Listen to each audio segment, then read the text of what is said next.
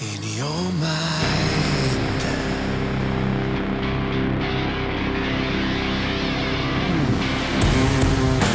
It's no secret that the Himalayan got off to a pretty rocky start when it was first introduced.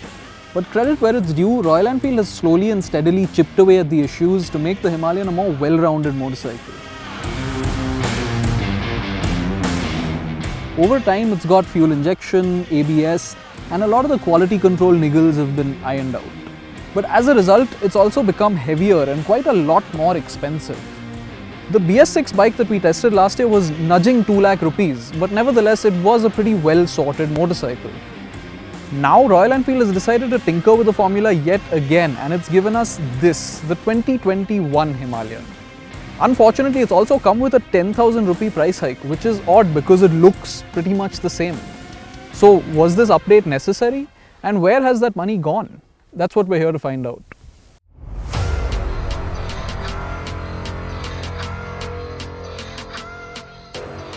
The most visible change is the new colours, including this Medimix green shade. While this one might not be to everyone's taste, the other two new colours of Mirage Silver and Granite Black are more digestible. But the most substantial change, of course, is the addition of the Tripper navigation pod. So let's dive into that. First up, the pairing procedure. It's pretty simple. Turn the bike on, open the Royal Enfield app and start scanning for the Tripper. It gets picked up pretty instantly, and once you tap on it, your phone will ask you for a 6-digit code, which is showing up on the Tripper itself. Punch this in and you're paired up and good to go. All you have to do now is enter the destination into the RE app on your phone and start navigating. The instructions will automatically show up on the pod. In terms of performance though, it's not quite perfect. The issue is more to do with our road infrastructure or lack of it than with the Tripper itself. Our junctions are almost never a straightforward left-right straight affair. They can be quite complex and even illogical at times. So the simplistic instructions shown on the Tripper often aren't enough to decipher where you need to go. This means that you'll probably make a wrong turn or two at some point along the way and need to be rerouted. So the Tripper will almost always get you to your destination, but it's not going to be a quick or straightforward journey. To be honest, you're probably better off mounting your phone on the handlebar.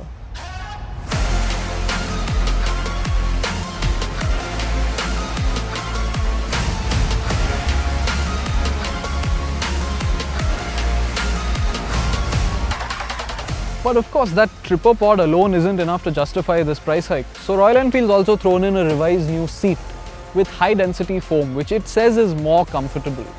But seat comfort was never an issue on the Himalayan anyway. In fact, it was one of the highlights of this bike. You would have much preferred a wider, taller handlebar.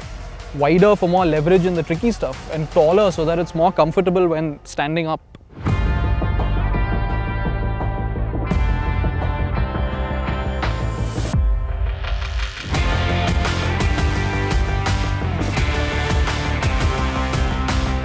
There are a few more small changes. This rear luggage rack is now sturdier and can take more load, which is definitely a plus on a bike like this. The front frame has been slimmed down so it no longer fouls with the knees of taller riders. This is a nice gesture from RE, but it's not really a value add. I mean, it's the sort of thing that should have happened as routine bug fixing procedure anyway. The revised front windscreen is a similarly insignificant update. And that's about it. That sums up everything new about the 2021 Himalayan.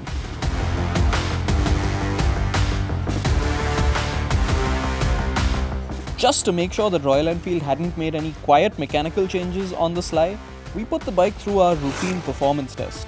And the 2021 Himalayan posted pretty identical acceleration results to the BS6 bike that we tested last year. One area that has improved though is braking. The updated bike managed to stop over 10 meters sooner than last year's bike from 100 kph.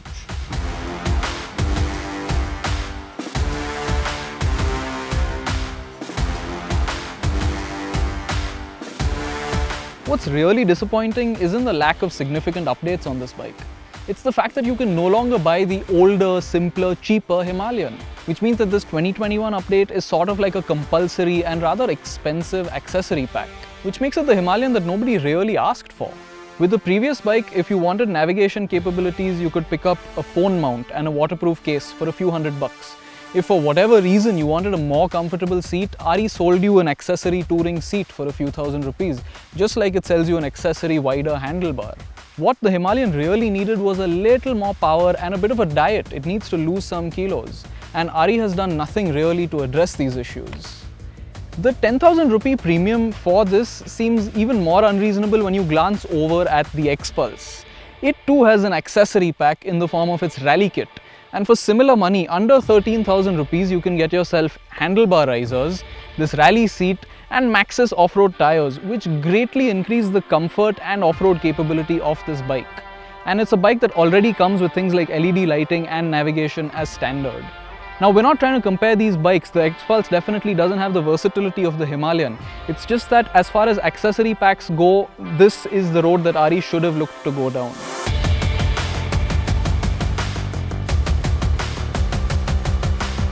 The Himalayan is still a pretty capable and versatile motorcycle, and it still remains one of the best budget ADVs that you can buy today, thanks to its balance between touring abilities and off-road capabilities. But we wish RE wasn't resting on its laurels. The updates on this bike could have and should have been more functional and more substantial.